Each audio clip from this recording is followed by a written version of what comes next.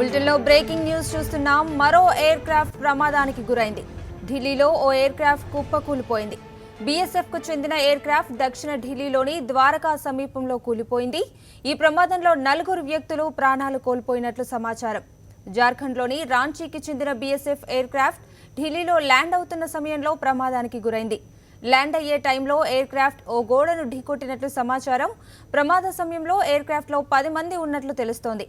మరోవైపు ప్రమాద విషయం తెలుసుకున్న సహాయక సిబ్బంది వెంటనే ఘటనా స్థలానికి చేరుకుని సహాయక చర్యలు చేపట్టారు. దాదాపు 15 ఫైర్ ఇంజన్లు మంటలను ఆర్పే పనిలో పడ్డాయి.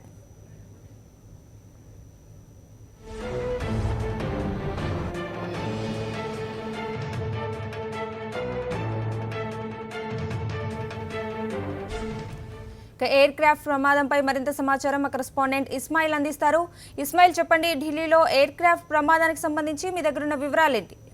ఢిల్లీలోని ద్వారకా సమీపంలోని బాగ్డోలా ఎయిర్ బేస్ సమీపంలో ఈ ప్రమాదం జరిగింది. బీఎస్ఎఫ్ కు సంబంధించిన సూపర్ కింగ్ ఎయిర్ క్రాఫ్ట్. ఇందులో 8 మంది కూర్చోవచ్చు. అదేవిధంగా 2 క్యాబిన్ క్రూ ఉన్నారు. మొత్తం 10 మంది బీఎస్ఎఫ్ కు సంబంధించినటువంటి సిబ్బంది ఉన్నారంటున్నారు. దాదాపు 9:50 ప్రాంతంలో ఈ క్రాష్ జరిగింది. ఒక గోడను ఫ్లైట్ అక్కడే కూలిపోయింది. ఫ్లైట్ కూలిపోయిన తర్వాత కంప్లీట్ గా మంటల్లో చిక్కుకుందని స్థానికులు చెప్తున్నారు. అక్కడ ఇప్పటికే దాదాపు 15 ఫైర్ ఇంజన్లు అక్కడికి చేరుకున్నాయి. మంటలు ఆర్పేటువంటి ప్రయత్నం చేస్తున్నాయి. ఇప్పటి వరకు 4 మృతదేహాలను ఏవైతే డెబ్రిస్ ఉందో ఫ్లైట్ కు సంబంధించి దాని నుంచి బయటికి తీశారు.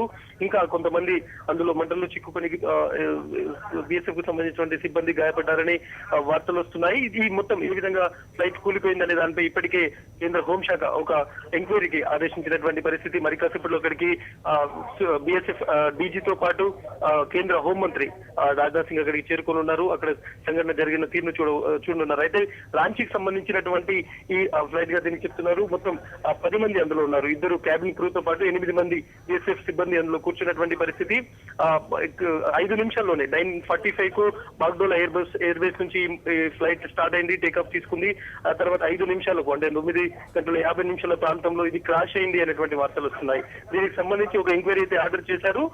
ఎంతమంది చనిపోయి ఉంటారని దాంతో ఇంకా స్పష్టత రావాల్సింది. ఇప్పటి వరకు అయితే 4 చనిపోయారు. డెడ్ బాడీస్ 4 ఫైండ్ అవుట్ చేశామని బీఎస్ఎఫ్ చెప్పినటువంటి పరిస్థితి. మిగిలిన వాళ్ళకు గాయాలైనాయని చెప్తున్నారు. స్థానికంగా ఎవరైతే ఆ పంట పొలాల్లో పనిచేస్తున్నారో వాళ్ళకి కూడా కొంతమంది లేబర్స్ కూడా అక్కడ గాయాలైనాయని వార్తలు వస్తున్నాయి. బీఎస్ఎఫ్ కు సంబంధించినటువంటి విమానం ఇది. రాంచీకి వెళ్లాల్సినటువంటి విమానం బాగ్డోలా ఎయిర్ బేస్ నుంచి 9:45 కి స్టార్ట్ అయ్యి ఆ తర్వాత 9:50 కి క్రాష్ అయింది అనేటువంటి న్యూస్ వస్తుంది. ఇస్మాయిల్, అంటే ఇప్పటికే 15 ఫైర్ ఇంజన్లు మంటలు ఆర్పే పనిలో ఉన్నట్లు తెలుస్తుంది. అంటే మంటలు పూర్తిగా అదుపులోకి వచ్చాయా? మంటల్ని పూర్తిగా ప్రస్తుతానికి అదుపులోకి వచ్చాయి. అయితే ఈ గాయాలైనటువంటి వాళ్ళని అక్కడి నుంచి తరలించేందుకు అంబులెన్స్ కూడా తీసుకొచ్చారు. ప్రమాదానికి సంబంధించినటువంటి ఏ విధంగా ప్రమాదం సంబంధించిన దానిపై అయితే ప్రస్తుతం ఎంక్వైరీ జరుగుతోంది. 5 నిమిషాల్లోనే అది టేకాఫ్ అయిన తర్వాత 5 నిమిషాల్లోనే కాంటాక్ట్ తెగిపోయింది. టెక్నికల్ గా ఏదైతే ఏటీసీతో కాంటాక్ట్ తెగిపోవడం వల్ల ప్రమాదం జరిగింది. అయితే ప్రమాదానికి సంబంధించి టెక్నికల్ ఏదైనా కారణం ఉందా లేకుంటే మానవ తప్పిదమే దానిపై ఇప్పటికీ ఒక ఎంక్వైరీ అయితే ఇమీడియట్ గా ఆడడం జరిగింది. ప్రస్తుతానికి 4 చనిపోయారు, మిగిలిన వారు గాయపడ్డారు అనేటువంటి ఒక వార్త మాత్రం బీఎస్ఎఫ్ నుంచి వస్తుంది.